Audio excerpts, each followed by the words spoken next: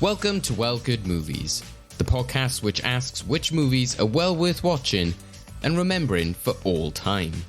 Every episode we discuss a different piece of film history to decide if it should make its way into our movie vault. Filled with questions, trivia and crazy challenges, it's the perfect way to deep dive into a myriad of movies.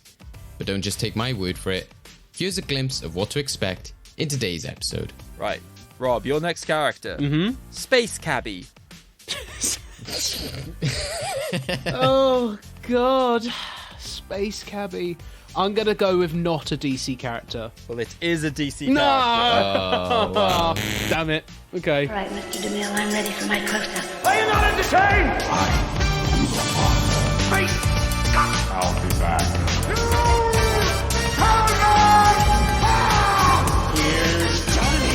Oh, hi, Mark. They call me Mr. Tibbs. It's not an attack. It's a silly movie. My pretty. To infinity and beyond. You're only supposed to blow the bloody doors off. Well, good movies. Hello and welcome to Well Good Movies, the podcast that asks which movies are well worth watching and which deserve to be remembered for all time. I'm your host, David Oscar, and I'm joined by our very own Angel of Death, who awaits. It's Craig MacDonald. That was a bit more gruesome than I was expecting. There's a few options. What did you expect? Joker. Yeah, I was kind of like, considering this is like linked to the Joker episode, I was like, surely we've done that. But then actually I think I did introduce you as Riddler in that one. So yeah, that that probably would have been some weird kind of symmetry there if I had done that, I guess. Oh, well. But yeah, wait, I did go to the Dark Knight episode because I was rechecking my Batman intros in the past to know which one to do. And yeah, there I said that you were a freak like me, referring to the Heath Ledger Joker. So yeah, I was kind of like, okay, I've done Joker at this stage. So I wanted to make it a bit more Phantasm linked. Yeah, but to be fair, I hear the phrase freak like me and I immediately go to the Spider-Man Broadway show. Well, that's just because you've got a weird knowledge of musical songs, which not many other people would know of. That you sent me. Yeah. Anyway, so Craig, it is our first episode of 2024. Happy New Year. Happy 2024. Happy New Year. Obviously, we would have kind of gone through how we felt last year went and sort of expectations for this year. I think everyone knows how I felt about last year.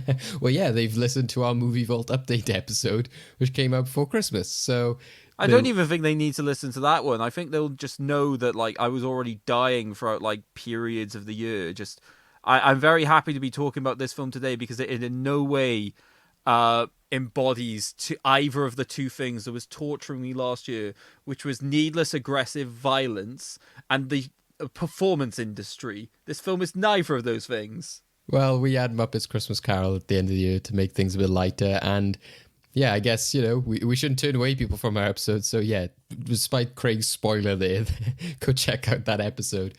So yeah, today, if you hadn't already guessed from what we were discussing there, we thought we would start the year off with a celebration and throwback to one of our first episodes. So we've already mentioned recently that we are counting down to our 100th episode.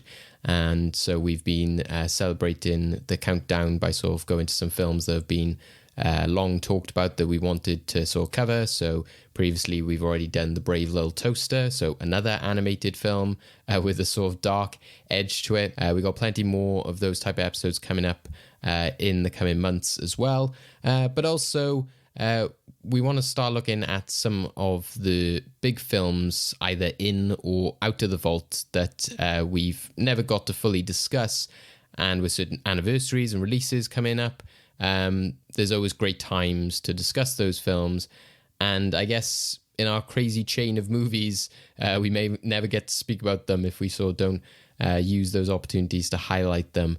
But this gives us a chance to sort of, give Batman Mask of the Phantasm the full attention it deserves. So this ties into the 30-year anniversary of the film. It came out pretty much on December 25th, Christmas Day, over in the States when it was released theatrically. And then it later sort of came into other markets and countries via video, DVD, that kind of thing over the years. So, yeah, 1993 was when this film originally came out. And we thought, what better time to talk about it and fully cement its placement in or out, you never know, of the movie vault.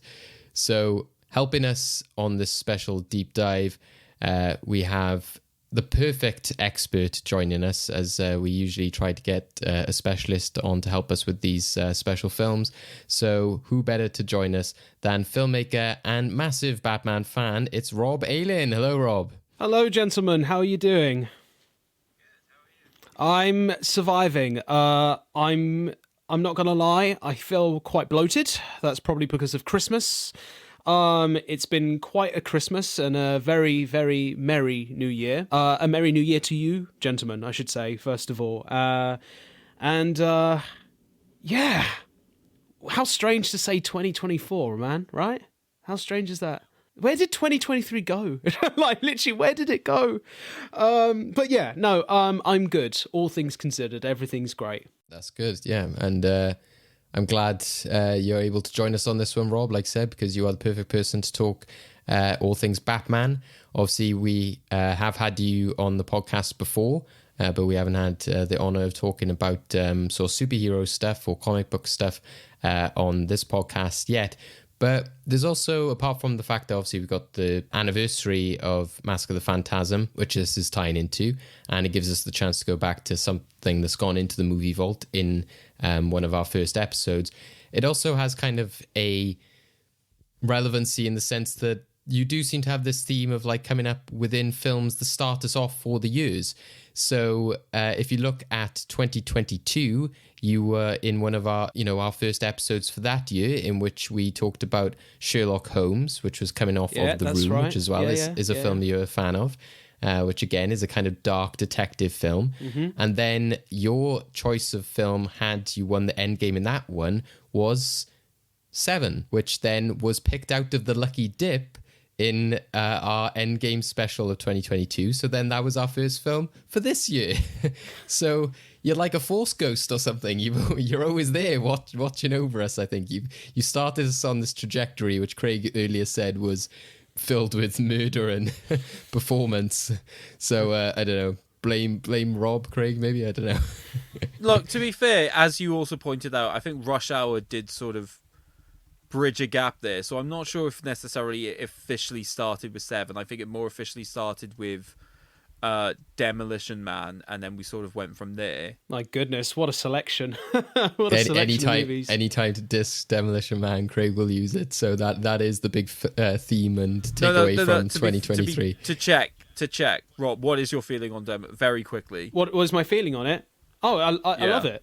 I Damn love it. No, I do. I'm sorry. I absolutely love that movie. I feel like with Why am I alone on this? this? Do you know what I'll say about Demolition Man? Like, because I think it came just after, but it almost felt like that was Stallone's apology for doing Judge Dredd and how bad that movie went as well. Because when you look at the two movies back to back, they, like the whole sci-fi element and the action stuff in between, and it's almost like as if Judge Dredd was supposed to be Demolition Man first, but then he ended up realizing, oh, I should do Demolition Man anyway. And the funny thing about Demolition Man is it's held up really well in certain areas. Like even the whole Schwarzenegger stuff. Like it's true, man. You facepalm all you want, but that's there. And do you know what?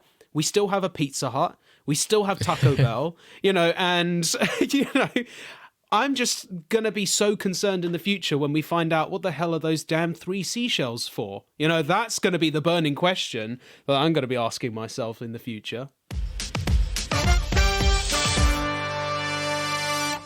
My love for the character really stems from my first encounter, which was...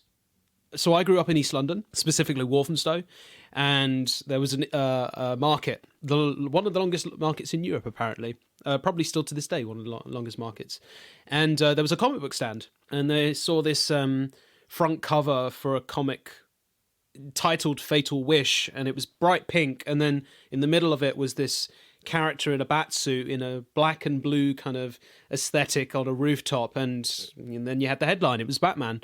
And I was completely drawn to it, and, naturally picked it up, bought it, took it home, still have it to this day. It's on my shelf. It's a part of my collection.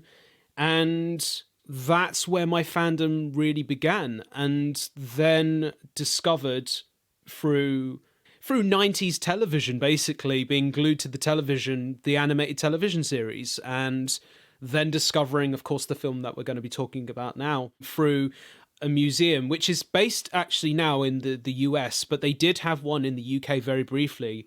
It's called Mommy. Oh, I can't even get the right expression, but it's basically the Museum of Movies, essentially. And it was there we go, the Museum of Moving Image. I got it finally. There we go. You can use that. It's fine. Anyway, so there was a museum called Mommy, Museum of Moving Image, and they had it screened in the background, and at the time they were promoting Batman Forever. And that was actually my kind of first exposure to this film and realizing, and the animated series, and kind of going backwards and seeing this image of a guy shouting at another person in this bat costume. And I was just so completely amazed by what this was. And then, and again, not to go too kind of morbid over it or anything, but at the time when this was going on, I had just lost my father to cancer. But at the time, I also discovered my love for film by going to the cinema and seeing a movie about a Buzz Lightyear action figure and a Woody cowboy on this glorious 80-plus minute adventure, and then tying that in with this character of a man who's lost his parents through quite a horrific circumstance and event. And instead of just grieving, he took that and changed it to be, and made it to be his greatest weapon, essentially. And as a kid, that is essentially what I did. I almost saw this new father figure in Batman, and he became this kind of guardian angel, if you were, to guide me through quite a difficult time in my life. And I always say that superheroes are ultimately the color that bring they are the color that bring brightness to a dark time in our lives, or let's just say a window that's open for us. And that's what Batman has done for me from a very young age, and to the point where, as you gentlemen know, I made a Batman fan film called Living in Crime Alley, which then kind of just set me off in a whole new direction in terms of my career, to the point where I not only direct more films, but I direct theatre and commercials here and there. So it's a necessity, I would say, this character in my life, and I have no problems talking about the character in such a loving way. And I feel like my life has been playing up to this moment of talking about it on this podcast, and I have to say it's a pleasure to finally chat about this film in particular. It's a pleasure to have you on, Rob. Yeah, it definitely felt like looking through the movie vault in terms of, what films have we not got to fully discuss. And again, this being one of them, and it was, there was only one person we could go to discuss this film with. And yeah, thank you so much for sharing, your history with it and that emotional connection, which I think, again, adds such a, a big layer to how important characters are, but also then stories, and sort of like seeing ourselves through these stories, or how they can, get us through like tough times. And yeah, just especially like you said, superhero stuff, in which a lot of those films and stories and comic books, etc., are filled with, tragedy and emotion, but also then the positives and everything that comes about with that.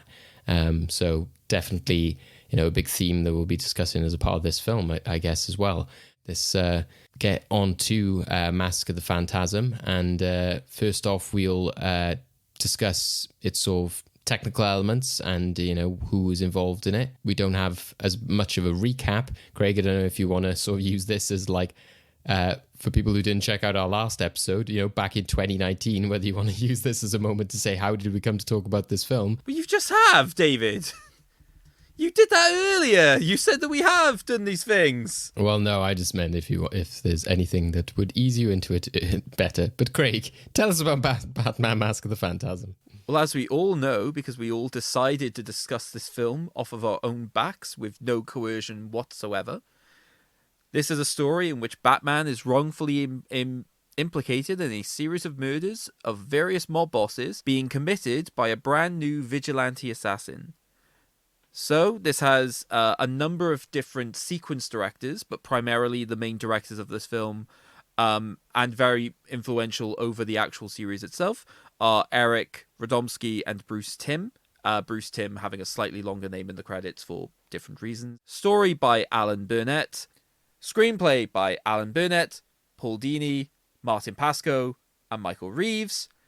Overall, the concept of Batman itself was created by Bob Kane, with music by Shirley Walker, art direction as a whole by Glenn Murakami, and editing by Al Breitenbach. The cast, very iconic cast for those people who not only are fans of the animated series, but a lot of Batman lore at all, because heading up as Bruce Wayne and Batman, we have the late great Kevin Conroy.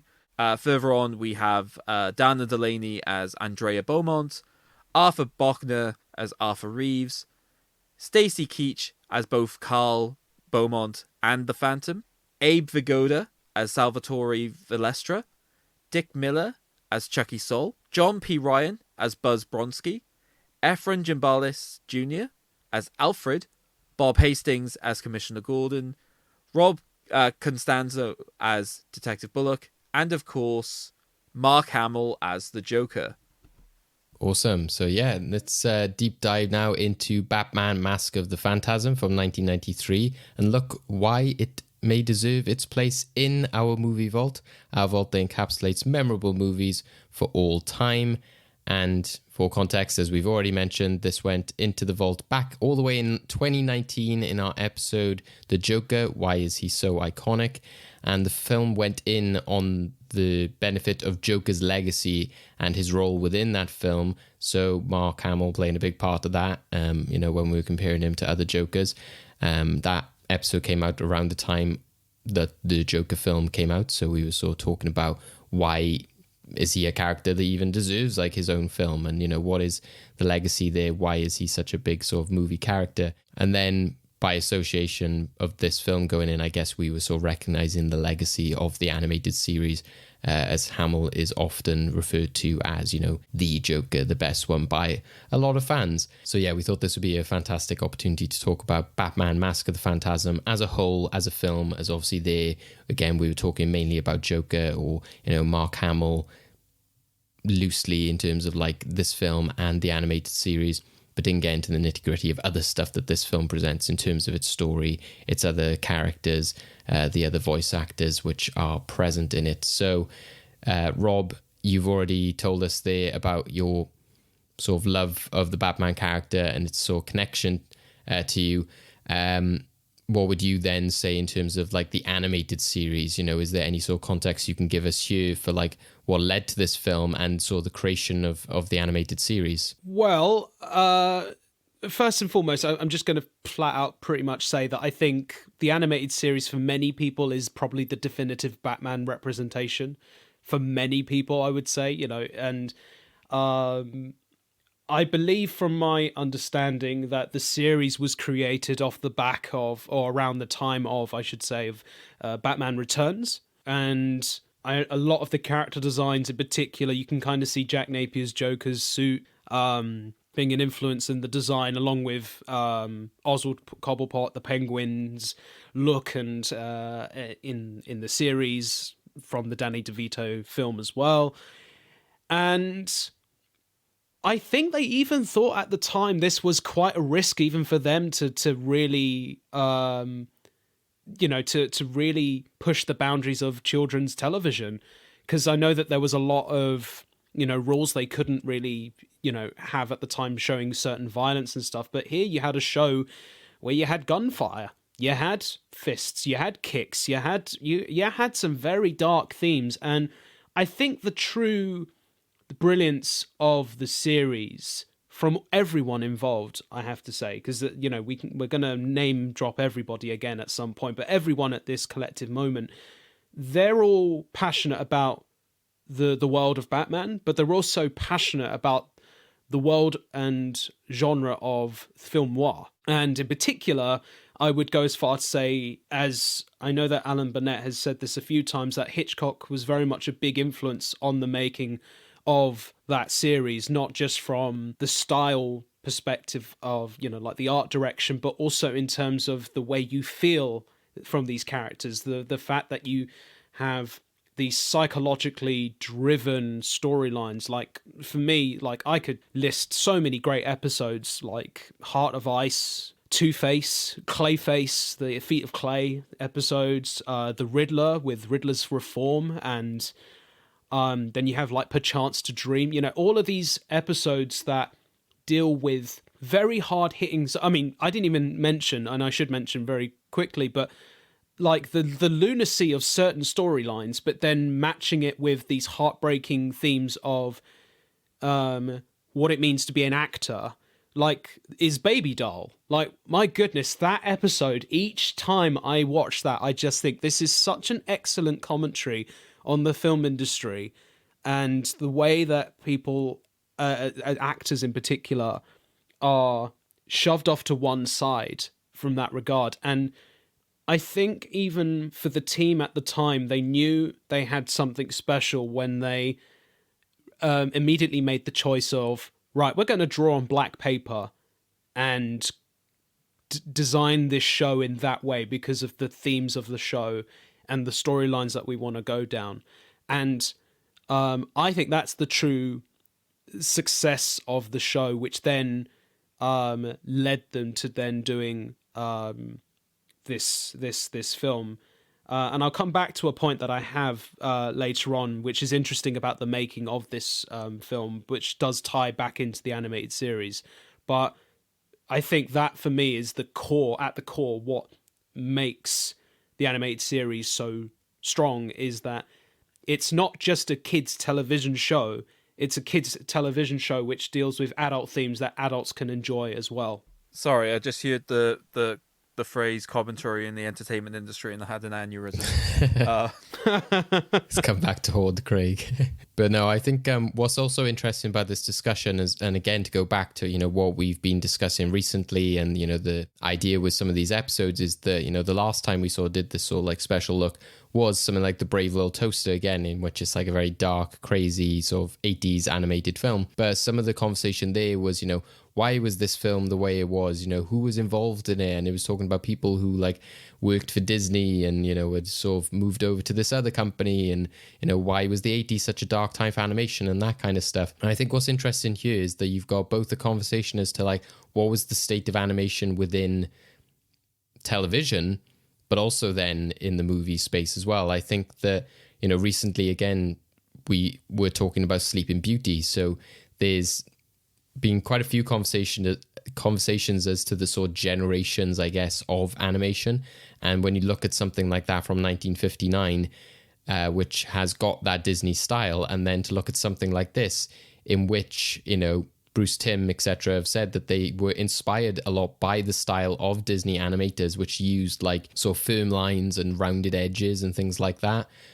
Which I think is quite fascinating. And then obviously he was inspired by a lot of comic book artists and a lot of other artists which use, you know, very specific styles, and the way that he draws like certain characters, women in particular as well, you know, it all has that kind of like Bruce Timm look.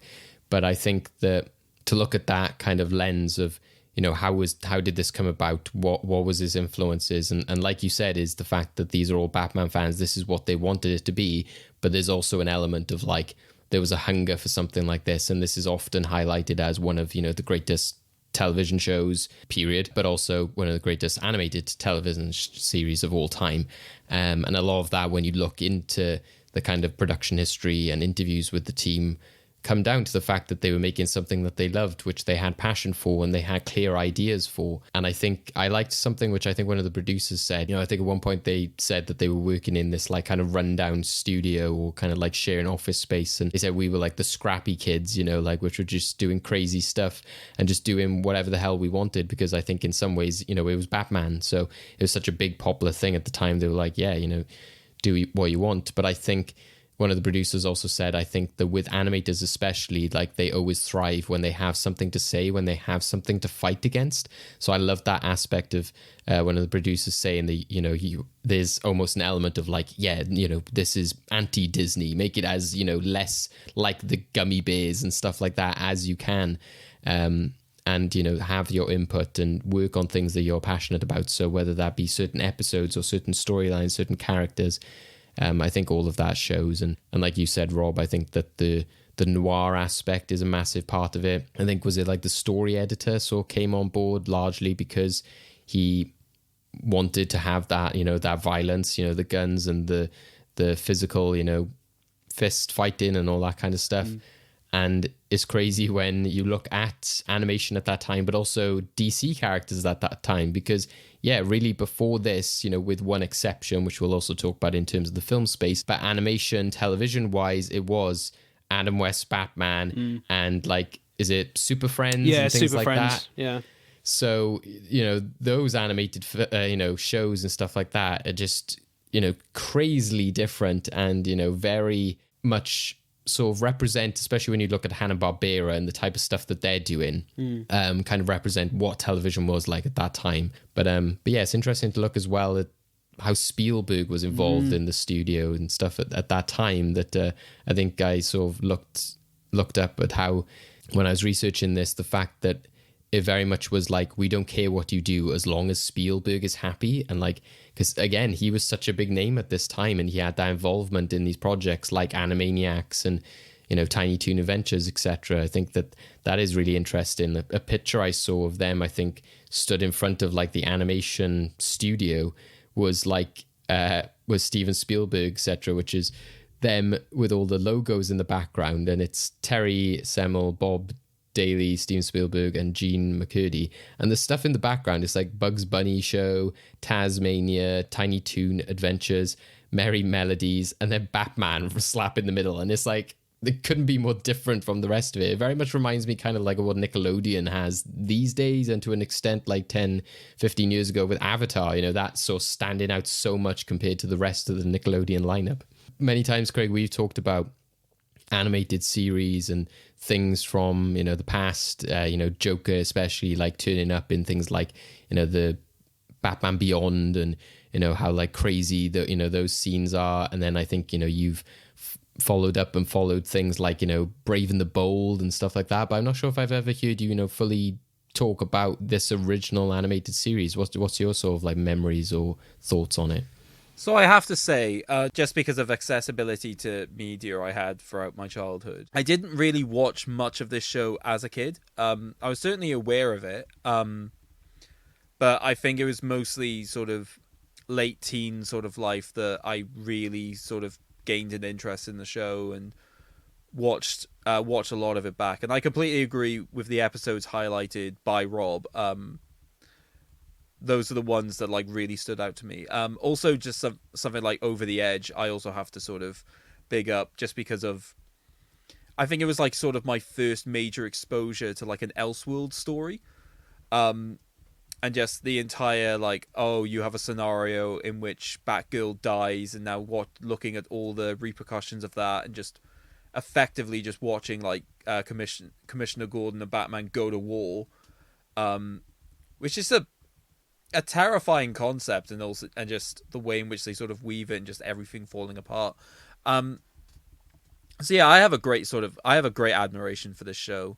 And I'm surprised that when we're talking about like the sort of historical elements, we didn't actually fully address some of the big things insofar as what this show physically just did to like the lore of Batman going forward, which I think is two big things. The obvious one is it literally created one of people's most favorite Batman characters now in Harley Quinn. Like, she physically just was not a thing until this show, and then look at how far she's come now, right? Like, we've just had the end of the 4th series of her own animated show. But the other thing as well, and this is more, I think this is true, so please correct me if I'm wrong on this, Rob. Wasn't it also this show that was primarily responsible for rewriting Mr. Freeze's backstory? It was indeed. Heart of Ice, yeah. Yeah. So before he was just a comical sort of a comical character with like a freeze gun, where here they decided to go, no, let's actually give him an emotional core, and that's where the entire Nora Freeze incurable disease aspect came from. And that is something that a lot of continuities have stuck to, even something like Batman and Robin, for all of its faults, did decide to go with did go with that storyline. There's an exact phrase I was going to use, but then I realized it would have been said by a reviewer that I used to respect, but now could burn in hell. So I'm not going to say that. But yeah, so like, I think also just like the other animated series, like properties, I've also just followed significantly. So it wasn't too long ago that I did an entire rewatch of the Justice League cartoon. Oh, amazing. Yeah. Yeah. And also going through Batman Beyond, which was also influential in its own right. So yeah, I have nothing but praise to generally give for the series. I think it is one of the best culminations of just giving fans who appreciate different levels of Batman what they're looking for. There's action, mystery, a bit of campiness from here to here, but nothing that like is overwhelming. So even if you are just a fan of the Adam West TV show, there is still something for you here. So yeah, I think they did an expert job with it. I mean, they knew exactly who their audience were. And, you know, for younger kids, it was just like a big little stepping stone for them to then, you know, for then years later, like us, basically, to then look back and go, son of a guns, that's what they did.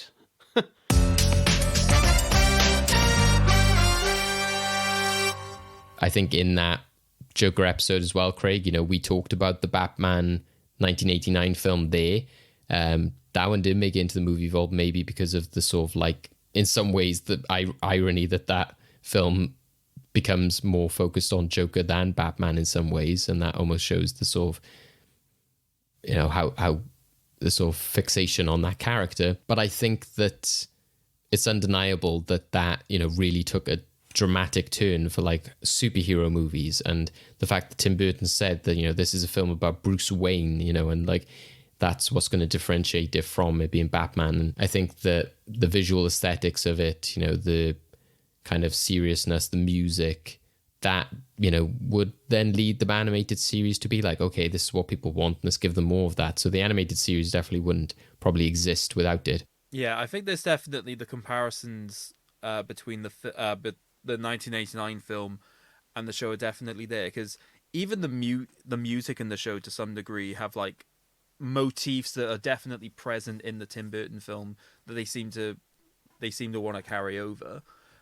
So yeah, the influence there I think is not subtle. If Superman 78 pretty much was the beacon of like, oh yeah, we can actually take this property and get some A-list actors like Gene Hackman and Marlon Brando involved within this, and get an amazing director involved to do this, then Batman 89 was very much we can take the material and take it in a much darker place, but then also have a bit more fun within that, even more so. And I think as well, because the other thing about 89 is that it's a Hollywood machine. Like, you have to remember back at then, I mean, it's past, I was born in 91, but I know from what I've read about the film, and its marketing was huge. I mean, I'm wearing a pin badge. Like, apparently people were wearing that, and you knew automatically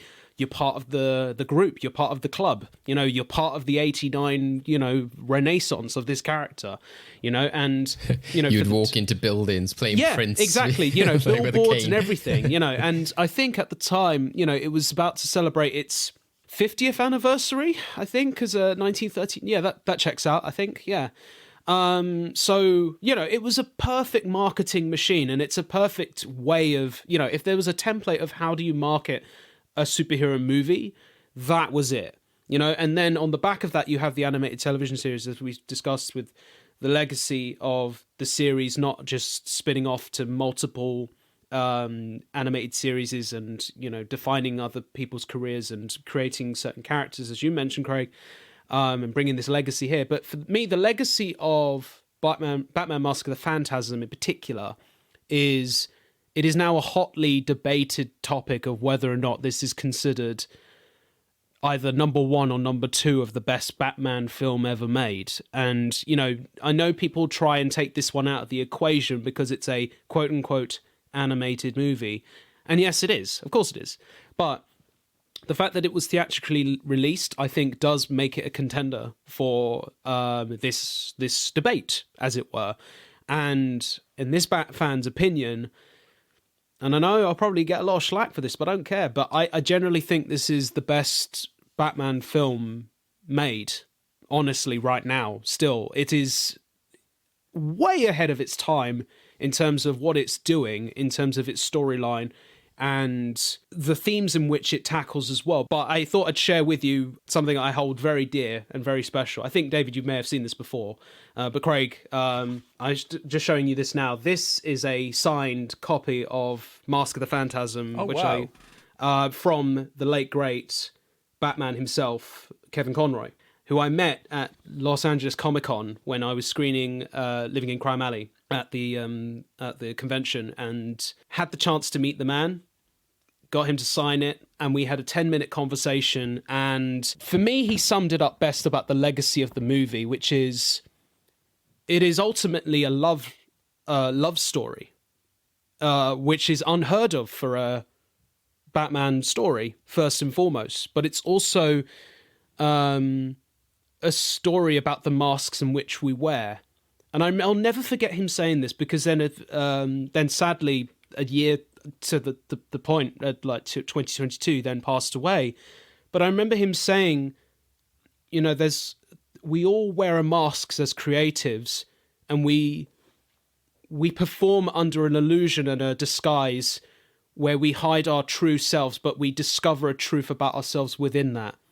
And I found that really fascinating. I didn't quite understand fully what he meant at the time, but then when he wrote a beautiful comic for Pride in 2022 where he opened up about his sexuality, I then realized what he meant, which was the reason why he's able to play this character is because he himself is someone that has had to hide himself for so long. And I found that to be a really heartbreakingly beautiful tale, ultimately. And I think that, for me, is part of the legacy of not just the animated television series, but of the movie and of Kevin Conroy's portrayal as Batman. And I will never forget that 10-minute conversation, which then, you know, I did very cheesily end with the Grey Ghost finale, which was, I used to watch the animated series with my grandfather, and the Batman was my hero, and he still is. And he says, you know, you're not the only person who says that quote back to me, because, you know, conventions all around, but I can tell, and he said, I can tell that from you that this meant more than just getting, because people want pops signed, and they go and sell it on afterwards. And I was apparently the only person that asked to have my name signed that day on the cover. So it says, to Rob, Kevin Conroy, Batman. And for me, I will always treasure the special 10 minutes I had with the man, and why to this day the legacy of that movie continues further forward for me personally, but also his words about it being what it ultimately is for him, and what it is for, I think, for the majority of audiences, is ultimately a love story, a broken one at that. Yeah, and he definitely has got, you know, a lot of, you know, great outlooks on life. I think that, you know, the fact that his story, even coming into the role, the fact that he said, you know, he was a theatre actor, you know, he didn't expect to get something like this, you know, he wasn't from a voice acting background. And I think that also is testament to the strength of the series and the film, is the fact that, you know, they went in and said, you know, this is what we want. We don't want it to be goofy. We want it to be silly. We want it to be like, you know, a noir film, like a Hitchcock film, in which the performances are more so like grounded and more serious, you know, and they searched for, you know, many different Batmans until they found, you know, the perfect one. And I think he said, like, you live most of your life when you're planning to do what you want to do. So that's where he was referencing the fact that, like, I never thought I would do this, that he didn't see, this sort of career path coming for him. But, hey, he then spent his career then, like voicing Batman in so many different projects and video games and things like that. And I think that, again, where you can really see that he understands the character and what this film, like you said, represents so much about that kind of like, mask element and, understanding Batman as a character. And I think that that's why sometimes, it's easy for people to just take it surface level of like, oh, he's just some cool crime fighting dude.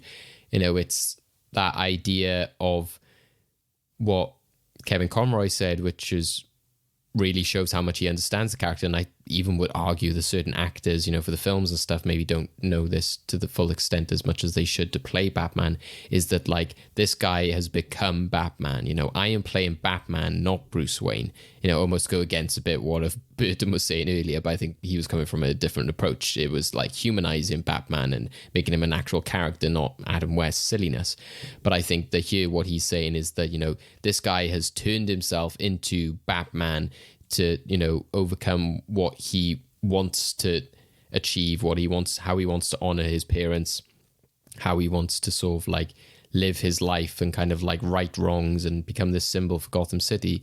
And Bruce Wayne is the persona. Bruce Wayne is like the, the fake entity, which I found fascinating because, again, as that kind of like Spider-Man fan in my head, I was like, that's interesting because Spider-Man, I wouldn't say is the opposite of that, but it's very much that like Peter Parker is like a person and he's burdened with this Spider-Man persona and he kind of like switches into that persona to make himself deal with things. So I wouldn't say there's a Jekyll and Hyde thing with Spider-Man, but I think it very much is that like he accesses that persona when he needs to, but ultimately Peter Parker is mainly the person, and Spider-Man is just the kind of like mask that he puts on and takes on that sort of character.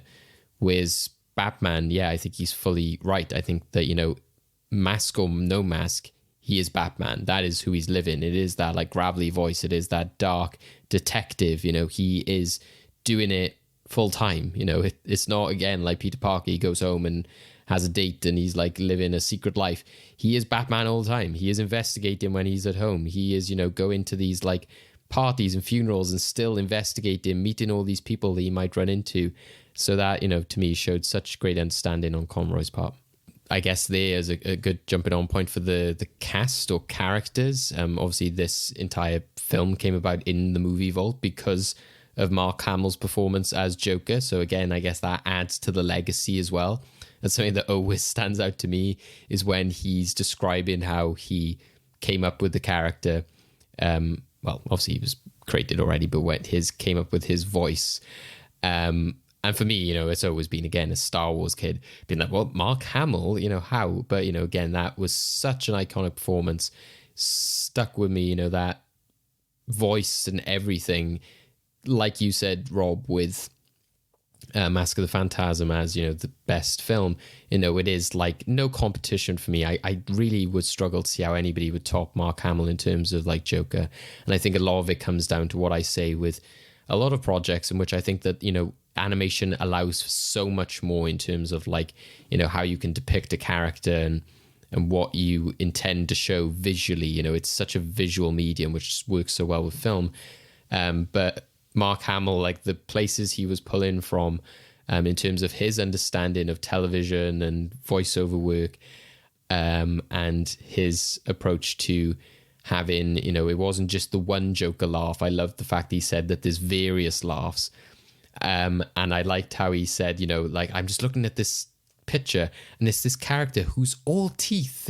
And I think that's just such a, obviously perfect representation of what that animated version of the character is, especially when you watch this film and there's literal frames in the film in which like he's just there with the giant yellow smile, like taking up like half of his face or most of the frame. But it's just the avenues he takes here, the lunacy of it, which is also helped by the script. But it is just the fact that he's constantly laughing. There's just that, and the scream. I'm like, I can't even replicate that in any way. Like, it's not just a laugh, and it's not just one laugh.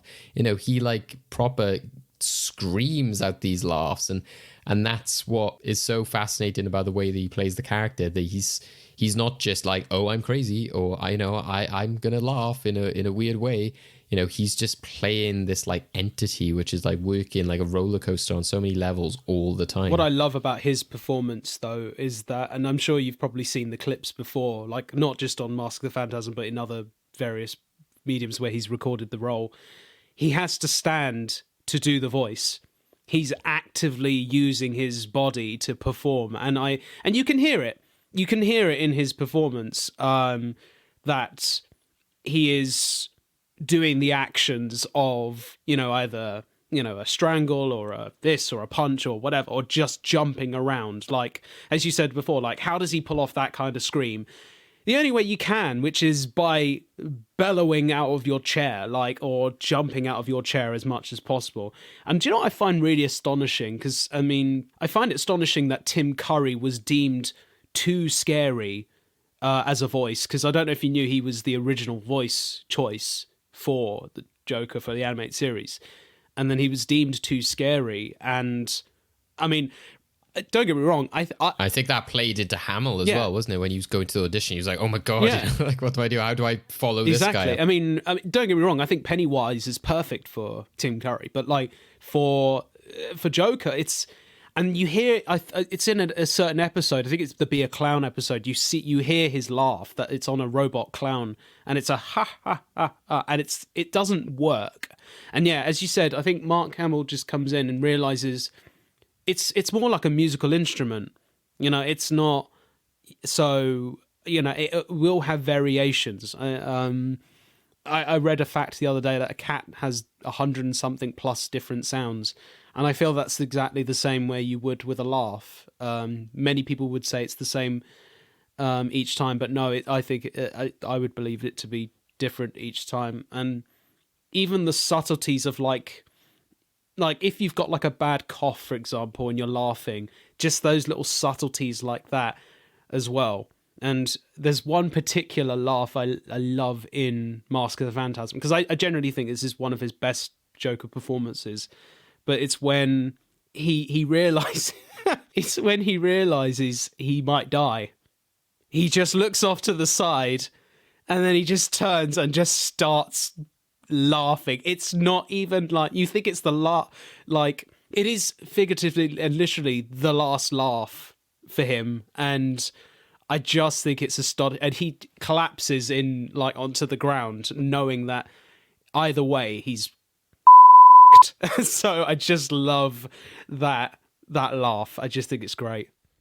It is often stated as, if people were polled on like which individual laugh of Mark Hamill's they thought was the best, that is the laugh that often comes out on top. Right. I'm glad to hear that, actually, because I think it's phenomenal. Yeah, I think what's so beautiful about that moment is just like as a visual itself, it works so well, is that you've got that laugh coming out with the big, huge smile, the dramatic fire behind it. It's just like, you can just frame that, And he's lost a tooth. And it's exactly, that just adds to it so much as well. I think one of my favorite moments, which really, like you said, depicts Hamill's approach to the character and also the way they write him as well, is again, he isn't just one note, and it's not just I'm crazy or I'm psychotic or I'm a killer kind of thing. It's this aspect of like when he goes up to the gangster and he's like so angry and scary, which he's like, don't touch me. And he's like, I don't know where you've been. It's just like that change of like delivery. It then turns to such a childish, like, jokey performance. Is so so jarring how much he does that, in which he flip-flops. I also find this, but I think insofar as Joker in this film, I actually find it astounding that this is one of like the animated Joker's like only confirmed kills in this film. Mark Hamill does such a good job at like blending all the elements of Joker. So the fact that he is a bit more lighthearted, he is a bit more random in sort of the things that he wants to achieve, but also one of the most psychotic. I even remember the scene where he's like, coming into the councilman's room for the first time, and he just has like the zoom in, like darting scene, and you just see him smiling smiling there. Yeah, just how terrifying he could be just even without having to do any significant violence. As opposed to a lot of other Jokers that, so like Heath Ledger's or Joaquin Phoenix, they're known as great Jokers, but they have to sort of do some of the more extreme ends of the villainy scale. Mark Hamill's just on all levels. Like, there's even the one episode of the show where like he's seen as terrifying just for like one guy like cut him off on the motorway and he just hounds him down. That's a great episode. That's Joker's Favor, I think that one is. Yeah, yes, yeah. that would be it. So good. Yeah. The fact that he's so obsessed with Batman, which again is just something that you don't get in like the films and stuff, and I think it would be hard to do in a live action sense. I think what animation and stuff allows you to do is the Hamill's Joker can do something like in this film, in which he rings up the Phantasm, whichever way you want to say it, and be like, hey, Boopsie, and it's just like his like phrasing with certain things, and the way then the phone is just hanging there, and he's just like, oh, there's been an accident and all this kind of stuff. It's just his phrasing, the way he talks to people, the way he interacts with people is just perfect. Not to mention the entire embodying the future world park, and then just over time, more and more of that technology just turns out to be part of his murderous weapons. He is one of the Jokers that uses a lot more unconventional sort of ways of killing people, or at least attempting to kill people, and then just like the usual like Joker toxin to just like make a lot of laughter and one attempted explosion. Well, again, we talk about, like how the show is willing to go there, and the film is, it has guns. And even when you start watching this film, you're like, oh my God, there's gunshots. What the hell? You're so not used to seeing that so explicitly on, an animated cartoon, essentially. But then for this to be like so early in the film, and then like, characters just dying left, right, and center. But like the way that, again, like the Joker's effect on people and the toxin and stuff like that, the way it's used on like, was it the counselor or something like that? The way that appears, like not only in this scene, but again in the series and stuff, it's always such a distressing, psychotic, horrible thing, which they've never really been able to do in live action. It's always the animated things, which, like I said, Robin in that sort of, Batman Beyond sort of like movie later on is like very creepy and twisted there. But here, it's just the way, like, the tears are rolling down his face, and the performance, the fact he just can't stop laughing, but not from kind of a weird like, oh, this is funny, or this is like, as Craig said, like gone to the extreme of Psycho. It's just this kind of like like kind of element to it. It's just this like very twisted, psychotic, crazy thing that he does to people, but it still works on like quite a few different levels. But the way it's just acted out in that entire thing, like even when Batman comes in and he's there with the silhouette and everything like that, and he's trying to say, and the fact they're trying to hold him down, they're like, hey, keep yourself together, and I'm just like, he's poisoned or whatever. I think that scene's really astonishing. Even like, I think there are so many amazing moments in this film. Like, I mean, I'm sure we'll go through them, but like that one in particular, it always strikes me because I think as a piece of like, dialogue exchange, but also the beat change of like where, because it's a pivotal moment of when you find out key information, and yet you've got a character who is laughing, but also absolutely terrified. Because the first thing he says when he sees him is, oh no, but he's laughing and crying at the same time. And it's just, and what I love about it as well, because, I mean, it can be read in two ways, like that scene, which is, either Batman is trying to be so quiet because he knows he's still on the run, and he's in the hospital, at a busy hospital at that, or and Arthur Reese just thinks he's shouting at him because of how he's trying to overmatch, because everything is up to 11 for his, his functions of his body, or it's literally Batman shouting at him like, why? Like, why did he meet you? Why did he do this? Why did he do that? And it's just, and then he grabs him and then whispers, that's not the answer I want. And it's just so chilling, so chilling. And it's just, the voice acting as a whole in this piece is really astonishing. And Dana Delaney, of course, who went on to be Lois in the Superman Adventures as well. I think she does a terrific job in this film as well. I mean, I think that she's got a lot to juggle, in particular, because I mean, I think for many people that's what I love about the story, is that it's so much, I mean, coming back to the whole masks thing, but it's about misdirection. The whole piece is about misdirection of not just your expectations in life and what you want, but also just the expectations of what you perceive stories to be. For her character in particular, we think she's going one way, but then it's completely flipped on itself, and she's actually the other end of vengeance, as it were. And I think that's just such a really, and that's why I said earlier, I felt like it was ahead of its time, because I feel like if they tried to do that now in comic book movies, it would be seen as a refreshing take, as it were. Whereas they were doing it back in the 1940s and the 50s with film noir. And that's why I think you've got this wonderful story played out the way it is. And as I said, like the key to it being this love story. Can I also just quickly point out one other scene, which I just think is beautiful, like between two actors. And I think as well, I think if someone were to say to me, what is the definitive Batman scene or Bruce Wayne scene?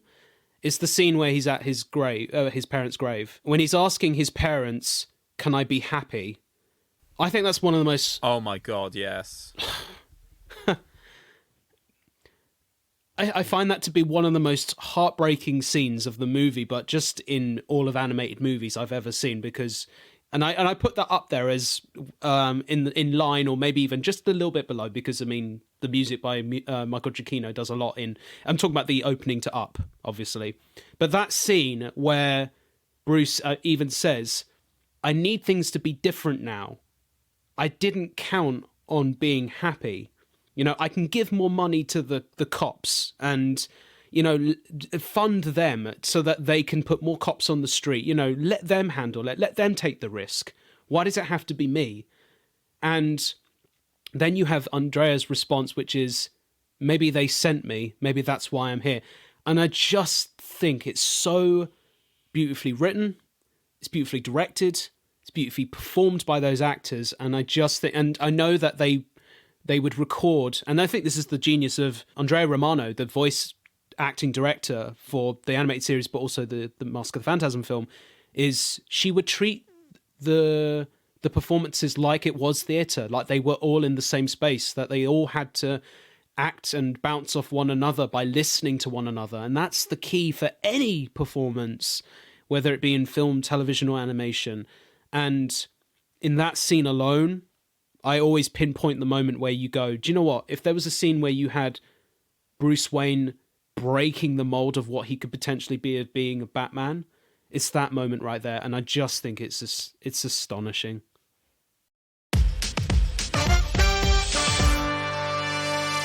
Yeah, I think if you're looking at, motivations, and that's what's so fascinating about this film, is that you have an animated series, but here's a film saying, oh, we're going to, combine a origin story with like a modern story, but also like a deep dive into the character, while also like introducing like a new villain and a legacy villain.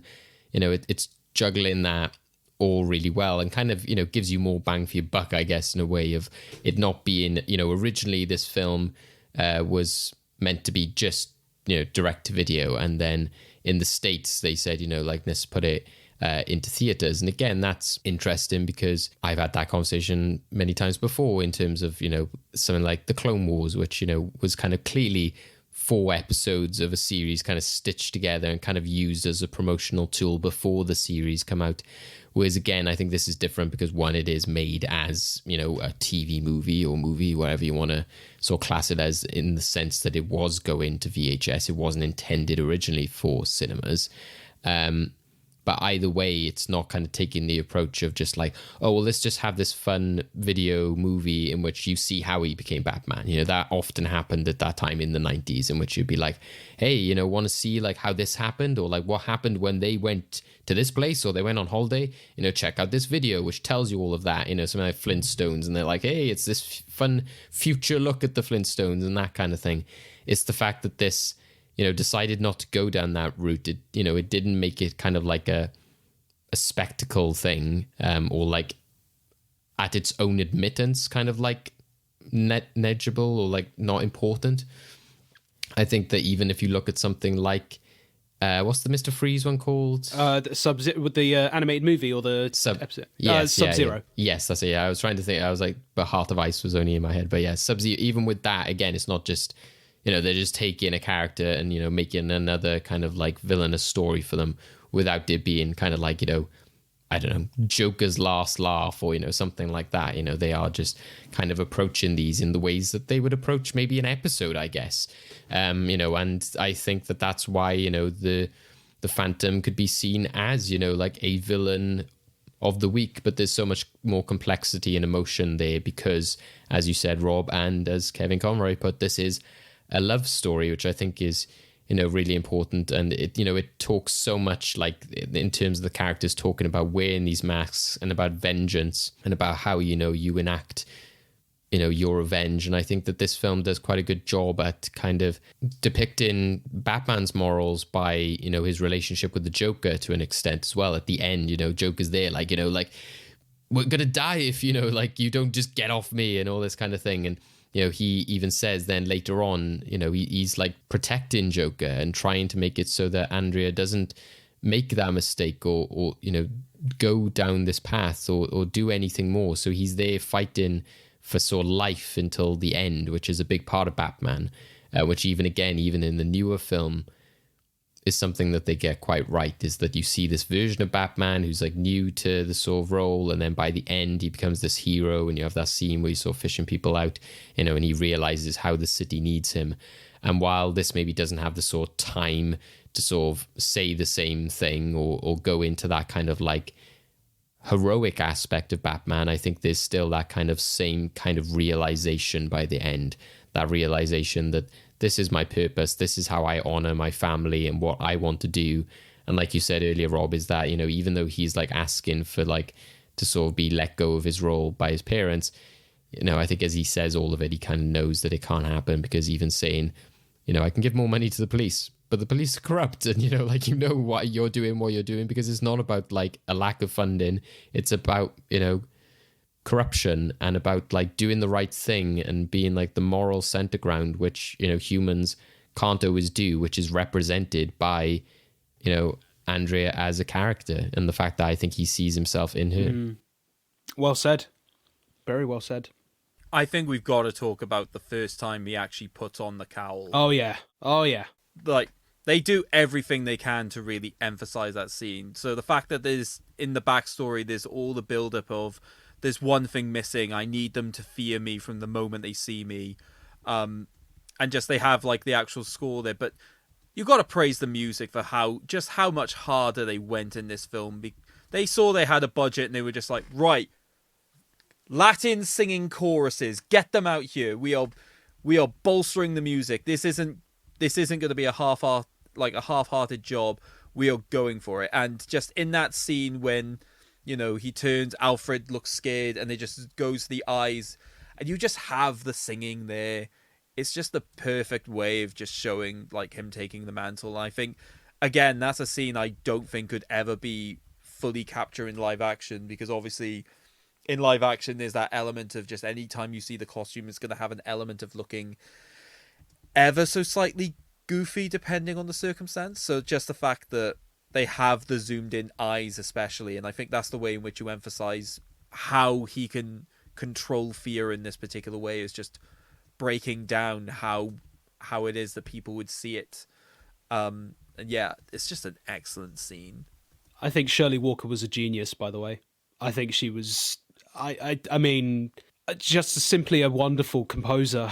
And dare I say, I mean, we mentioned earlier, like, the influence of Hitchcock and stuff, but I feel like she was her own voice.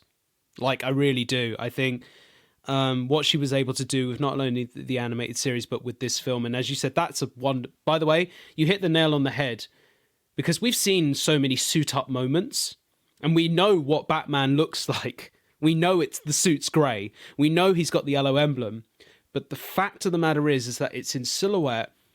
It's just a table. It's not a fancy table or any, you know, the cave hasn't been, you know, built to the highest tech possible, but it's the moment where literally Bruce Wayne is gone forever. Like, his hope of happiness is gone once that mask is put on. And the fact that you have that beautiful moment, as you said, where he's looking at the mask and then finally puts it on, you cut to the white eyes. Again, we know what the white eyes is before, but the fact that Alfred is us in that moment, it's just, it's remarkable. Yeah, the fact he reacts like, my God. Yeah, it's yeah. like, and all it is just like a kind of like, spandex outfit of some form. It's not like he's there like in armor or anything. I would love to just shout out probably one of the best Alfred scenes in any of the movies, to be honest with you. Not to make too much of a joke of this, but I love in The Dark Knight and in Batman Begins how Michael Caine just talks like a granddad at one point. He goes, a long time ago, I was in Burma and there was an orange, a jewel the size of a tangerine. It's like, where's this story going, Alfred? Like, how's this supposed to help me fight the Joker? However, taking that joke to one side, and the scene when Bruce says, I couldn't save her, Alfred, and he just says, I don't think she wanted to be saved. Vengeance blackens the soul, and I fear that is something that you would have gone down, and I fear that every night that you go out there. That's him and his, that's why Alfred is his dad. He is. And completely topped off with also the line, I think vengeance took her years ago. Yeah. And you couldn't have brought her back. And it's so true. And it's just, again, it's another case of just brilliant writing and brilliant voice acting performance in there as well. And What I think I always liked about that Alfred as well is that idea of the definitive version, is that you look at him and again, without being, like, oh, he's just a butler. But I think in some ways that they have leaned a bit too much into the like grandfather figure aspect a bit too much sometimes with certain films. Like, don't get me wrong, I love Andy Serkis and I thought he did a great job, but there's still that element of they have to be like, well, he's more than just, like a man holding a tray with a mustache. And I'm like, but then that, he is like, especially with Jeremy Irons' version of him, like they again, they're trying to turn him into this kind of like Jarvis type, character in which he's, become more, he's like this big technician and stuff like that.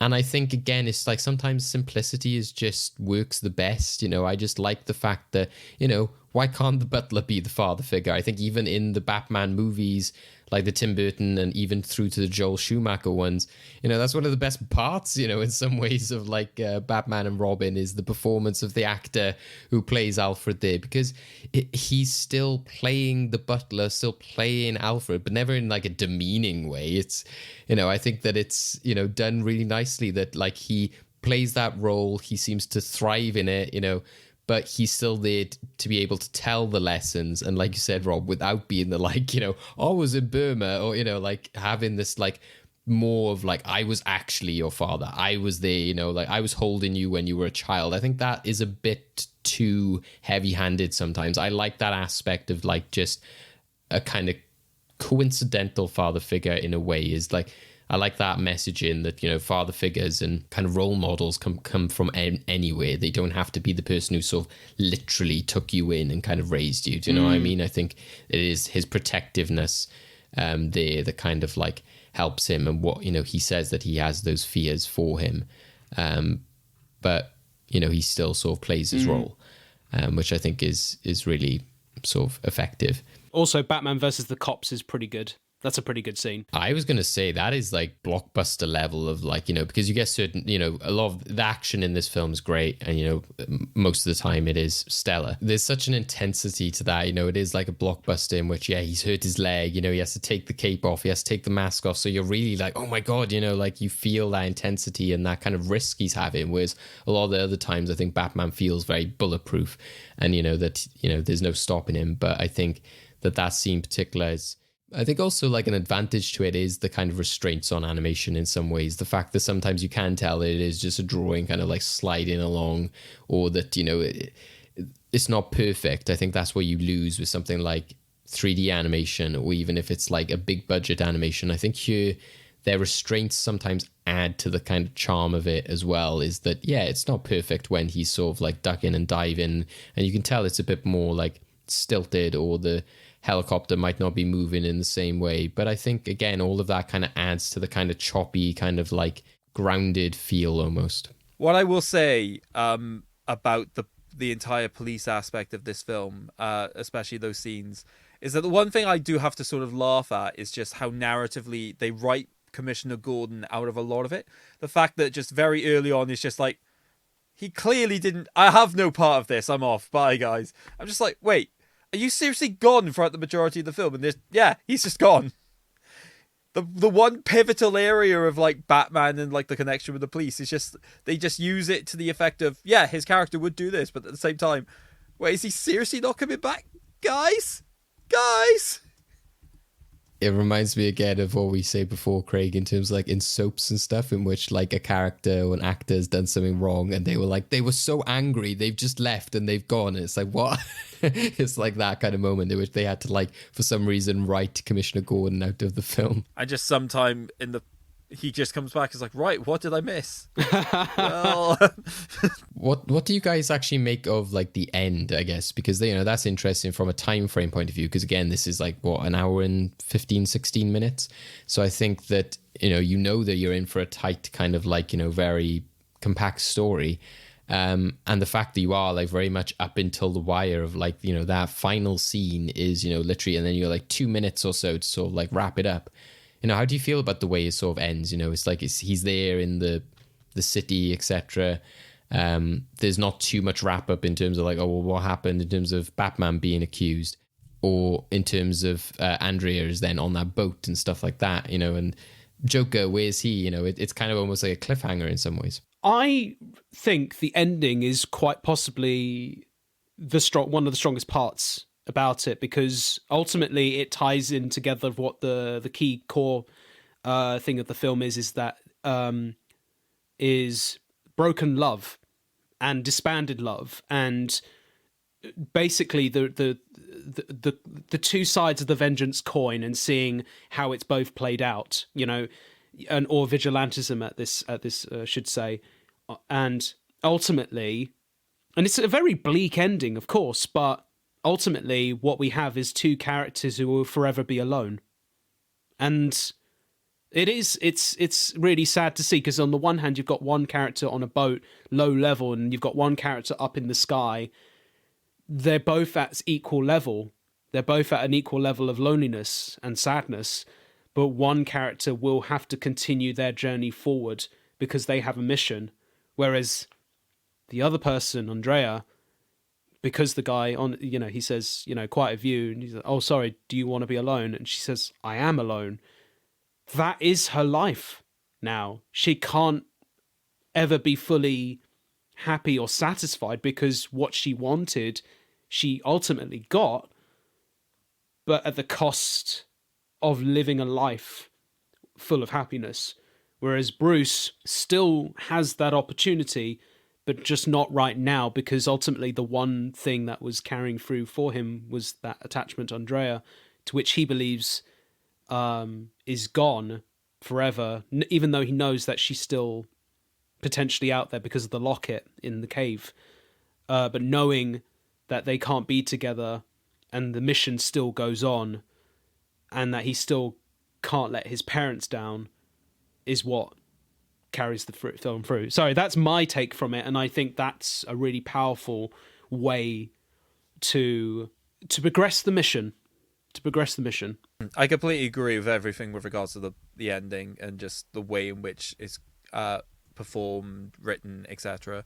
What I would say is, insofar as like the Joker's fate stuff, I was sort of willing to buy that. Just, I don't know, I feel like there are aspects of even watching the animated series where there are a lot of the stories where they definitely are meant to feel like self-contained. I mean, if you actually just go through the entirety of the animated show, just the amount of times that Joker is in a situation where he's basically just meant to die, right? He is like attacked by sharks. He falls into like a factory chimney that then explodes. loads of things like that, and you just think, how on earth did you actually survive any of that with it? So the fact that he's just taken off at the end, I was just like, yep, fair enough. I'll see you again in a few days, Joker. I'm sure you'll survive somehow, or just none of these stories are actually interconnected. And of course, we all know that there's only one definitive Joker animated death out there insofar as this particular character. So I was always just going to believe that he will get out of it somehow. But even that kind of stuff is very fun as well, is the powers almost of the Phantom or Andrea. I love when she has like the smoke from her hand and he's like all wrapped up in it, and it's that kind of is the fantastical comic book sort of stuff happening there. And that would be so my last note on the sort of like memorable visuals and sort of story moments is the stuff with the Phantasm, the Phantom, is this kind of like the entrance, and it's just so atmospheric when it comes in. This the smoke Chucky saw, that's just like just so sounds so like embedded in my brain. Like what did she say? Like Chucky saw your angel you. of death awaits you. Yeah, but then after that he's like, I'll come for you, Chucky, or something. So it's like the Chucky name just like adds itself so well to it. I think is when you were saying the names of the cast, Craig, I could hear her saying like all of those, like Buzz, it's like, yeah, it works so well. It's actually weird to see so many gangsters in one Batman property, because usually you think of Batman villains and you just think the fantastical, like you think the Joker, the Penguin, the Riddler, any character with just the as their first name. So the fact that you do sometimes forget, oh yeah, he has a lot of rogues gallery which are just outright gangsters. I think there's contrasting information as to whether Joker was ever meant to be a part of it. Some people have said that he was. Some people have said that they wanted to go completely original. By the way, their workaround for that is that he comes into the later part of the film, and that he's not like accompanied by Harley, which also separates him from the animated show, which also I guess like to what Craig was saying kind of separates him from the canon a bit as well. Yeah, because I don't think Harley would approve of him having effectively a robot wife. No, yeah. So, which they did that in the series sometimes as well, is that he would just have his own episodes in which he wasn't with Harley. Yeah. But I think that, that all works quite well in terms of them wanting to have an original villain, and which is based loosely off a character from the comics. But I think the Phantom is very much. Again, it went through all these different designs. It looks so cool with like the scythe and the mask and the way that's used in the poster with like the, it looks almost like this kind of tomb with then Batman's mask in it, which is perfect. And the voice is fantastic, and the smoke that comes in. And I find it funny when Batman's like chasing her and she's like got little like funny, dashing legs with the smoke behind. But I like how they make it like smoke is her thing, the fact that then the smoke envelops them at the end and that's how they disappear. And she uses that as a weapon throughout. I thought that was quite clever. Maybe it would have been cool if the scythe stuck around, but again, you can't really be slicing people up in in an animation, even though they get away with a lot of blood in this film. I was just about to say, that's Joker. The thing that really strikes me each time I watch. Like, I've probably no surprise I've seen this film quite a few times. But yeah, the amount of blood that's in this film is quite astonishing.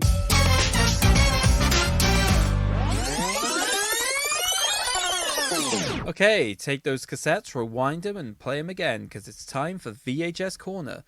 So this week, we felt that we have such a massive Batman fan, it would be remiss of us to not give them the opportunity to talk about the behind the scenes of this film, as well as like any interesting trivia related to that. So Rob, talk us through what you've got for us this time. Well, I'll try not to get too carried away, but I do have some notes. I'll try not to read too much off it. Let's take it back to its origins for a moment. And I don't know if you knew this, but this wasn't supposed to happen. It was originally supposed to be direct to video, but not this story. It was actually supposed to be a storyline, which then ended up being one of the animated television series episodes called The Trial. And The Trial is an episode where all of the Rogues Gallery, so everyone from Joker, Harley Quinn, Riddler, Killer Croc, Two-Face, Scarecrow, Poison Ivy, Ventriloquist, who else can I name? Basically, all the Rogues Gallery are in Arkham Asylum and they've captured Batman and he's on trial. for his vigilantism. Is he the reason why they are who they are? Which, first of all, is a remarkable concept for a storyline anyway. Alas, we did not get this, because I think at the time they felt that they wanted something a bit more grounded in terms of, rather than doing a big scale thing for the feature, because they thought, it's going to go straight to video anyway, that let's just bring something original and try something out. And then Alan Burnett and I believe Bruce Timm had this idea about this love story, and they ended up going with that. And we have now, what was originally called Batman Masks, but then eventually turned into Mask of the Phantasm. And probably said this already, but please forgive me, but the Phantasm's never referred to once in this film. The character's name's never referred to it at all. The Mask of the Phantasm is literally the only way we know that character's called Phantasm. So, yeah. But if you haven't watched the trial as an episode, it's fantastic. It's a really tight 22-minute episode and really fun. Really fun. In terms of the writing process, Alan Burnett has even said that Citizen Kane was a key influence to the overall structure to writing this film. And you can definitely see that in regards to how they play with the flashbacks. You're going from backwards and forwards and how certain moments then tie in with the future, and even the crux of the future being set with the past and everything else. So you can definitely see that, as well as the Hitchcock references, as I mentioned before. A slightly more kind of darker turn for me to mention this particular part of the behind the scenes now. Paul Dini, one of the writers for the film, he mainly wrote the Joker sequences, I should add, in particular, because they always, whenever there was Joker stuff, they always gave it to Paul Dini, because he was the guy. He knew that character, ins and outs of it, and rightly so. We mentioned earlier Joker's Favour being one of the episodes that he wrote, and then introduced Harley Quinn. However, during the making of this film, Paul Dini was actually attacked. He was mugged, and he basically lost the ability and confidence to write for the character. So he was very much delayed in his writing work. So that kind of explains why the Joker kind of turns up late within the storyline, because they kind of needed to rework the script around what had happened to Paul Dini, while at the same time they were in a very tight scheduling, having to redo a lot of the animation, because halfway through production they realized, oh, we've got something actually amazing here. So we'll turn it into a feature length and release it to cinema. So they had to completely rescale the animation for 1:8:1 aspect ratio. And in the midst of all of this, Paul Dini had been going through a very traumatic event in which they basically had to reconstruct part of his face because he took that much of a damage. I won't go too much into the story because it is very dark. However, there is a wonderful, wonderful graphic novel that he has written called A Dark Knight, a Batman story, which I would highly recommend you guys and the listeners, because I honestly think it's one of the most heartbreaking, beautifully written, honest, raw pieces of work in terms of what it means to be a creative and what were the responsibilities that we have in terms of giving back to an audience and finding our voices at a very difficult time. And ultimately, the piece is about, how do I write about a character which is about hope and strive and saving people's lives, and how comes he wasn't there to save me in the most difficult moment in my life? So when you watch Mask of the Phantasm, in particular those Joker sequences, you can see now why probably the Joker is quite more sinister and darker than ever before, I would argue. I mean, some may argue, Return of the Joker, Batman Beyond is much more sinister and darker. Yes, I would agree. But I would say Mask of the Phantasm is where Joker really does fulfill his sinister, devilish side even further. And I think that comes from a really dark place, and only a man like Paul Dini, who was going through that dark place at the time, could have written that. So it adds so much more depth to the film when you watch it with that knowledge in mind. As mentioned, there are many comic book references. So Batman Year 1 is clear reference in this. Batman Year 2, you have a character called the Reaper, who's similar design, then became on to be the Phantasm within the film. You have Danny O'Neill and Neil Adams, who are referenced in this, dummy corporations. It comes up at one point, and now they make a joke on the Bat computer about, oh, I should have known. So that's really fun. Then you have two more. I have actually three more here, but I'm going to leave another one to probably Dave, because I think he probably has this in his log anyway, so I'll let him have that one. But Shirley Walker's opening score to the film... Now, I think this is genius, by the way. This is why I said earlier she's a genius. So there were certain people that weren't credited in this film. And some of them were the singers, as Craig mentioned earlier. So Shirley Walker got them to sing their names backwards. So the opening of Mask of the Phantasm with the oh, da, da, da, that is the names of the people who weren't credited in the final credits of the film. She purposely got them to translate the names backwards and sing the names in the opening because she felt everybody that works on a movie should be credited. And fair play to that wonderful woman, because it's an inspired choice. Not only does it sound amazing, but it's just such an amazing respect to those creatives that for some reason weren't getting credited. Who knows why? Who knows? I won't dive into that too much.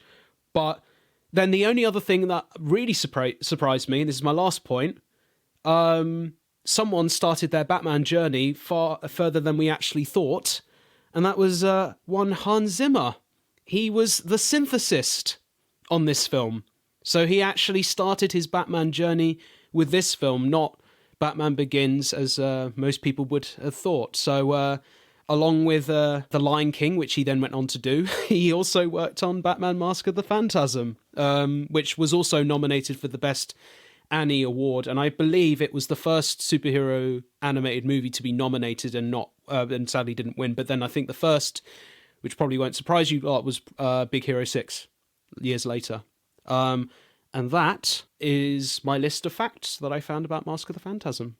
Some fascinating ones there, some surprising legacy elements there. I think Hans Zimmer is one that I saw, and I can't help but think of something like the scene in Mask of the Phantasm now, in which he's like, "What are you doing?" It's like jujitsu. It's something like, Hans Zimmer would be there like working away, like doing his kind of like Lion King big epic score work.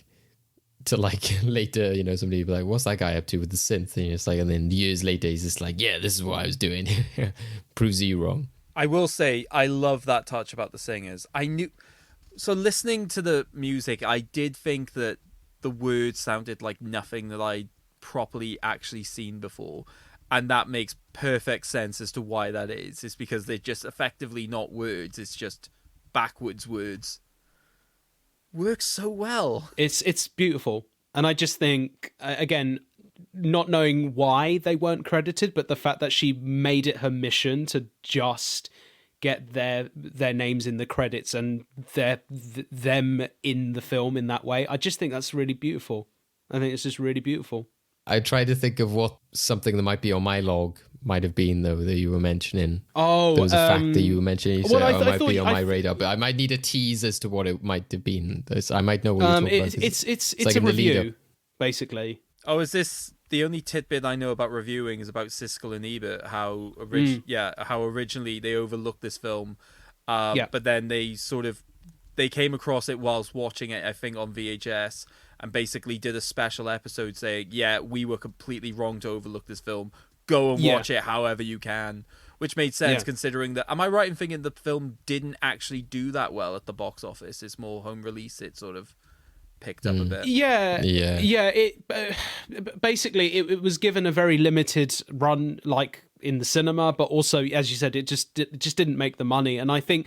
there's only one definitive poster that I can really find of the film, and it's the one that's used on the DVD front cover. So I guess that leads us to our final segment, which again is more just a kind of like, justification of the movie vault. So is there anything lastly we'd want to add in terms of like, why it deserves its place here? Any sort of like themes or elements of the film that we haven't mentioned? Craig, I'll go to you first. Look, it's in there for a reason. Let's just leave it be. Fair enough. Rob? So this is reasons why it should remain in the vault. Yes, yeah. Why it deserves its place, yeah. And especially because I guess originally the fact that it went in on the grounds of Joker, Right. you know, like a great representation of Joker. But, you know, I guess that this is our chance to kind of say, as an animated film in itself, you know, why does it deserve its place?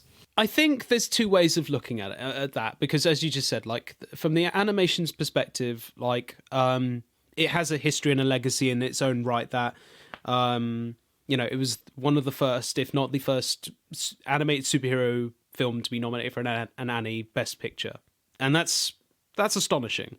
That's really astonishing, and I think, dare I say it, but at the same time, maybe I'm gonna eat my words a little bit by saying this, but like for me, when we talk about like superhero movies, like being a benchmark for certain other movies coming, you know, forward in time. So most people, especially Kevin Feige, has spoken about Superman 78 being the template for their Marvel movies and what they want to do emotionally and entertainment wise, right? I would argue the same principle for terms of superhero animated movies, not just for the DC movies and Marvel, but for all animated superhero movies, that I think Mask of the Phantasm is that movie that people can look at and go to and say, okay, that's got heart, that's got emotion, that has something to say. If we look at the film that dominated the box office last year, which was Across the Spider-Verse, and then the years prior to that it was Into the Spider-Verse, we wouldn't have those movies if it wasn't for Mask of the Phantasm, if I'm completely honest with you. And there's a reason why this movie is listed as a cult status now amongst the Batman fans and across movie fans, because it's a great movie. You know, it's a 77 minute plus movie, and it manages to tell a cohesive story in that time frame, which a lot of modern blockbusters can't even do in 2 hours. And that's why, for me, when people talk about what is the definitive Batman movie, for me, I always pinpoint to Mask of the Phantasm because of that reasoning alone. The fact that it has the heart, it has the entertainment value, it has the soul of creatives who care about every single frame that they're working on. And that's something you don't always get in live action movies with not just any, but like not just a Batman movie, but any movie where the attention to detail frame by frame. Now, I'll be completely honest with you. It's not a perfect movie by any means. The animation is not always up to par, and I think that's down to it being a fairly rushed production. But what they didn't rush on was telling the story. And that for me is such a vital thing as a storyteller, is why should I care and what happened next? Those are two of the fundamental questions we always ask ourselves whenever we're watching something. And with this film, it ticks those two main boxes for me. And yeah, it happens to have Batman in it, which it makes it even more satisfying and more fantastical for me. And for me, I think it has no choice but to remain in the vault and go in the vault if it's not already in there. Yeah, I agree. And I think when you look at, like you said, you know, superhero animation, you know, Across the Spider-Verse, Into the Spider-Verse is, you know, a fantastic example as to how this can stand up as, you know, its own story, something that's creatively innovative. And I think that obviously there's an element of people, you know, love the animated series. And it's a bit like when somebody wins an Oscar for a film, but kind of everyone maybe is like, they've done a great job in this series or, you know, throughout their career, but this will kind of encapsulate that. I think there could be an element of that with Mask of the Phantasm kind of representing the series, but it also helps that this is a fantastic film, you know, like you said, which wraps up such a great compact story. So I think, yeah, this definitely deserves its place for just like what a great piece of animation it is, regardless of like, you know, how stellar or quality that is. You know, it's like you said, Rob, the story as well. Staying in the movie vault then is Batman Mask of the Phantasm from 1993. Finally being able to sort of like discuss that film as a whole and give it the credit it deserves. We're in the end game now. It's so annoying. Okay, endgame time. Fans at home will be interested to know that this is the one and only time that David, despite the fact that he will be playing this game, has told me what game that we have to play this episode. So, under no choice of my own, do we revisit a classic old game of DC or not DC? That is the question. With the opportunity to test Rob, not just on the idea of like Batman lore, but of wider sort of DC superhero lore as a whole.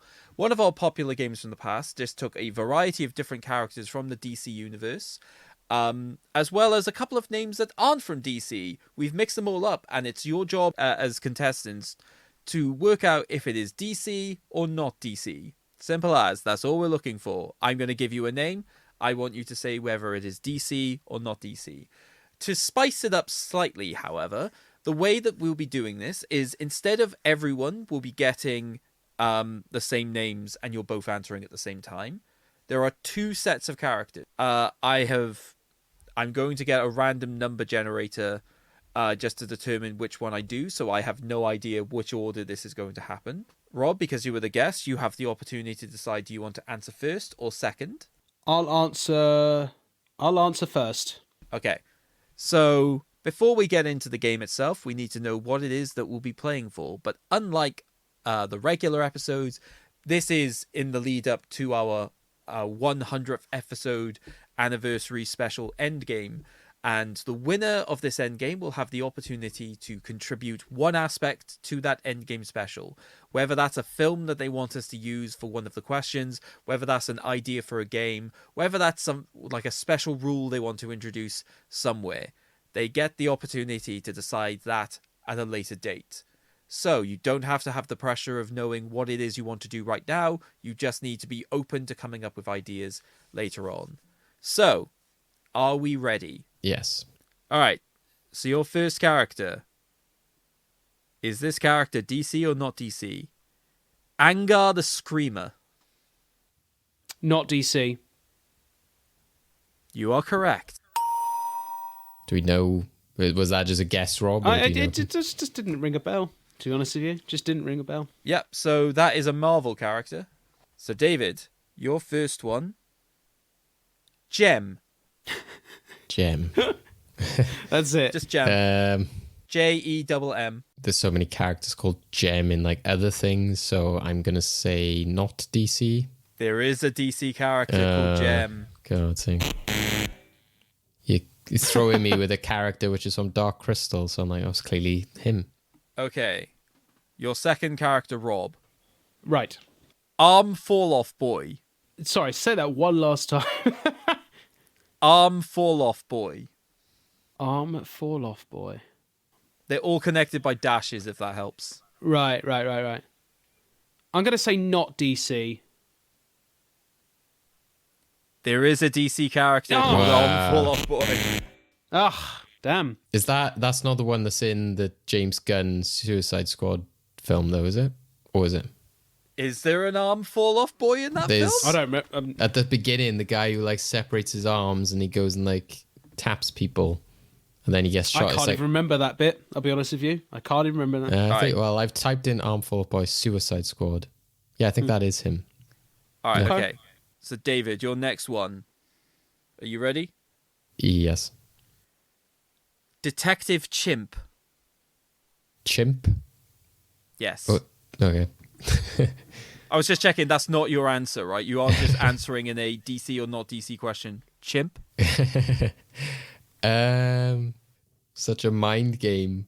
Is this like DC? That's if the I quiz. Is answer it DC? Right. I'm like, surely I'm right regardless. So DC. Sorry, what? Well, if he's Detective Chimp, he is DC, even if he's not DC. Oh, shut up. I mean, he is a DC character, but that is not why he's like getting. That is that not what the logic. Is he named after him?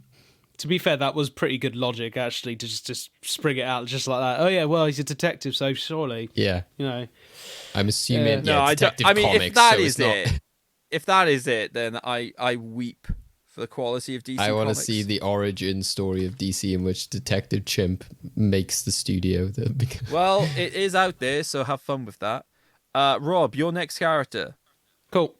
Bomber the Jungle Boy. Bomber the Jungle Boy. Yes. Why not? Yeah, I think that's a DC character. Let's go for it. You would be correct. There we go. That was a guess, David. Okay. That was a guess. Yeah, so apparently was the main character in like a short series of like 20 books, but written by DC. I have no idea who the hell it is, but it is a DC character. David. It's the first I've heard of it. Yep. Yours, Metamorpho.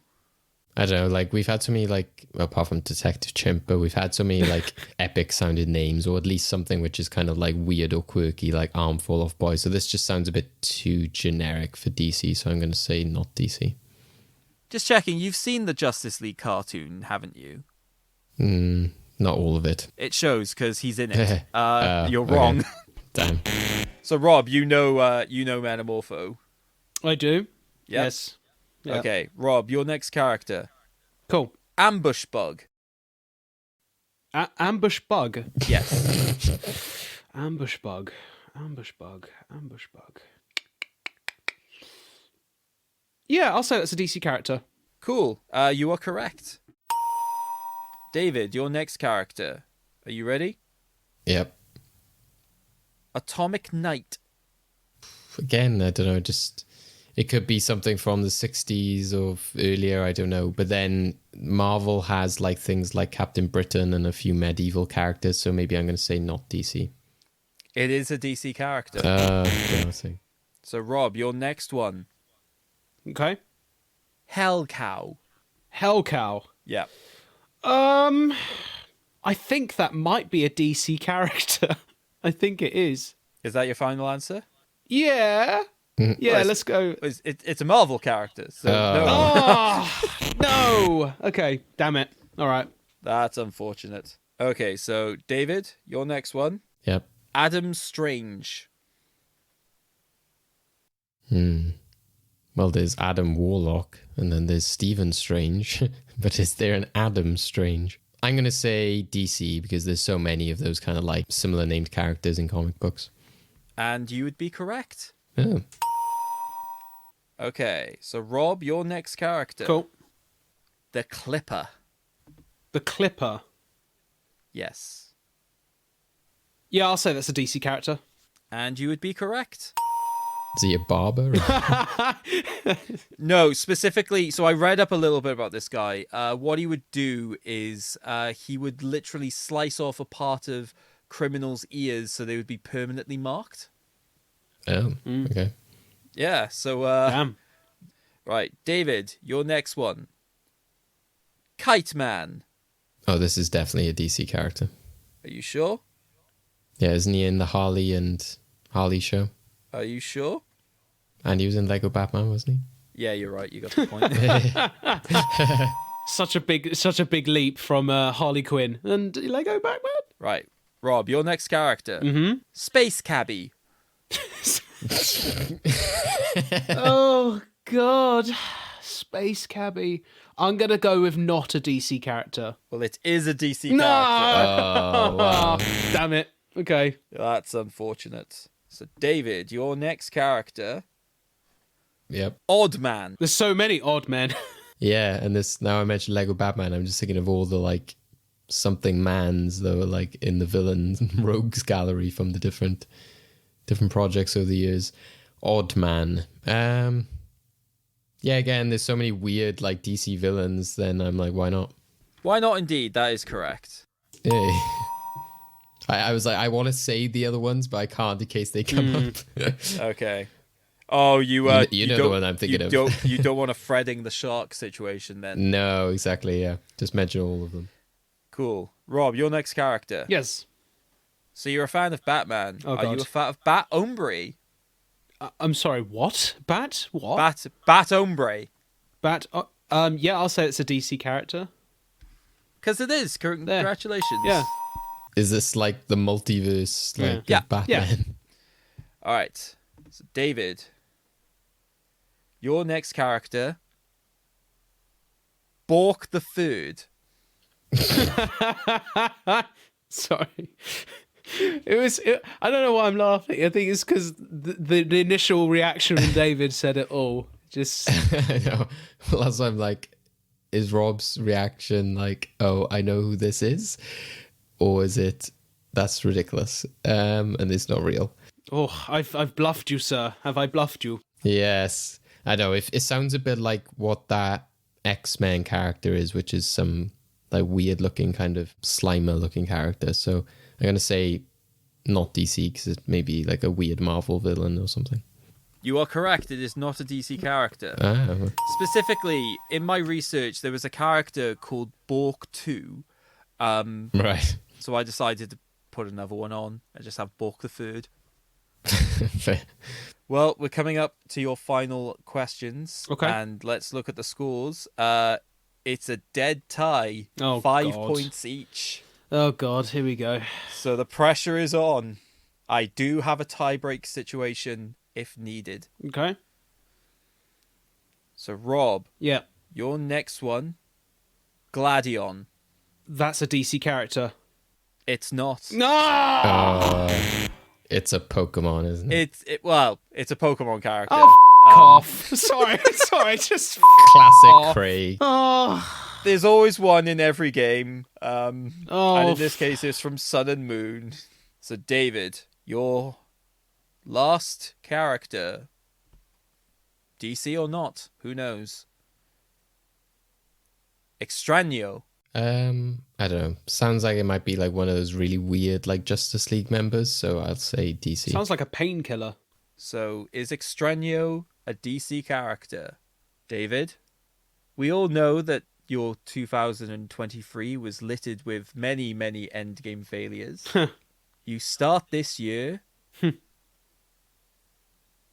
with a victory. It is a DC character. There you go. You get the point. There you go. And so the Well winner is played. David. And you led it with like David told me to do this game, so now it looks suspicious. Yeah, hence why. To be clear, David had no input into the actual research of the characters whatsoever. I have to brush up on my Pokemon the next time I do a DC quiz. A valiant effort there, Rob, and yeah, in terms of, it's not a film choice for me this time, so maybe I'll end up asking what you think should be the contribution to the end game anyway, as I'm sure I'll be helping Craig construct the chaos there, or whether I want to sort of use it as a chance to get something crazy in there, who knows. But yeah, thank you for joining us, Rob. Yeah, it's been absolute joy talking about one of your favorite characters within fiction, and how much it means to you, and obviously the animated series, getting to talk about that. We talk about movies, but it's a great chance to talk about a television show in some ways, but also a fantastic animated film. So going into 2024, what have you got coming up, and what can people expect from you, and where can they find you? So, what I've got coming up is I'm in production for my latest short film production. It's called Punching Bag. We did a crowdfunding campaign, which went pretty well, and yeah, we're now in production. We are making a boxing drama about mental health, and it's about an amateur boxer that is battling his demons as well as an opponent in what could prove to be ultimately the fight of his life. And the best way that I can describe this movie to people who don't know like what this movie is it's essentially Raging Bull meets Darren Aronofsky's Black Swan. So it's a very dark movie. It's a very ambitious movie, and yeah, we're going to be filming it later this month. Then later down the pipeline, I think it's going to be festival circuit, just getting the next the feature, I should say, up and running. And I've also written a second feature film as well, so let's get that one pitching out there. And yeah, man, the Rob Ayling slate of movies is ongoing, and it will keep going throughout the rest of the year. And people can find me on @RobAyling on Instagram, or @RobAyling Film on X, which has taken quite a long time to get used to saying. Yeah, definitely. But yeah, cool. Yeah, definitely go check out Rob's projects there, especially the film, which will be coming soon. And yeah, a really important topic as well, like I said, talking about mental health, and something that plays a big part within boxing as well. So, and go check out your previously mentioned film, Living in Crime Alley, which is most tied to the topic we're talking about today as well, which is Batman as well. which even received attention from Kevin Conroy. I think when you mentioned that is true. He was generally very surprised by the take that I was going with the film, and he was taken back by how it was very ground level. It was, and to the core of it, it was just like an emotional drama rather than a straightforward like action fan film or just film, really. So yeah, I cherish that conversation for the rest of my life. He was a remarkable human being. So if anybody wants to check out your film, do they tend to all go onto like a YouTube channel, or is it specific for Living in Crime Alley? It's literally YouTube, Living in Crime Alley, Batman fan film, and it's there. Awesome. Go check it out. All right. Well, thanks, Rob. And now this starts 2024. So we've had a fun look back there, but we've got plenty more episodes to come up within the new year. Like I said, if you want to get me and Craig's thoughts on what we hope to see within this year, on a reflection of what we got last year, so comparing 2022 to 2023, the kind of like name and the sort of theme that we've given to that year, go check out our previous episode, which is our sort of recap of the movie vault, and we talk all about the type of films that we hope will come up. But obviously, as we mentioned here today, there will be a few more famous ones, and also ones that have been circulating in our brains for a while as we come up around the 100th episode, but also as we go beyond that as well, in terms of when there's films that we just need to cover and see if they should go in the movie vault, which don't always come into our sort of usual chain of movies. And you could also find out in that episode what is our first official film of the year in terms of that chain, which we'll be talking about next time, because we both know what that is, right, Craig? We both know exactly what we're starting off with in the year. So yeah, keep an eye peeled for our next episode. It's going to be very fun, very exciting. Where will it lead us? Like I said, the train that Seven, which was originally recommended by Rob, led us for last year. Where will next time's film lead us on to? So go check out what that is. Make sure you are subscribed, and please do rate us and review us wherever you can, especially to keep an eye out, because we'll be asking for suggestions for our 100th episode in terms of what film we should be looking at. So please keep an eye on our socials as well for all of that. Anything lastly from yourself, Craig? Nope, just I hope that this is a diverse year of diverse films. Says Please. Craig. What do you mean, says Craig? No, I was going to say says Craig as he manically laughs like Joker in a puff of smoke. Okay. So thank you again, Rob. It's been an absolute pleasure. And please go check out Mask of the Phantasm if you haven't, along with all the other recommendations, series, shorts, such as Living in Crime Alley. And we'll see you again in the next one. Thank you very much, guys. Bye. Bye-bye. To keep up with the latest episodes of Well Good Movies, you can listen to us on all your usual podcast outlets, including Apple, Google, Spotify, YouTube, and more. Don't forget to follow us, subscribe, and rate us where you can to keep our podcast growing. You can follow us on Twitter, Facebook, and Instagram at Well Good Movies to keep up with the latest news and highlights from all our episodes, as well as tell us what movies you want to be discussed in the future. So what are you waiting for? Go check out the film we'll be discussing in next time's episode. Oh my god, this is gonna... Is it cricket? No, it's my sister for Christmas gets me these like quiz Pokeballs. It's like a Who's That Pokemon sort of thing, but it's somewhere buried amongst a load of my junk. Where are you? Stop. Say that again. Stop. Can you repeat? Stop! I don't know how to turn it off. It's just gonna... Does your Pokemon have a shell? Oh, f*** you. Yes!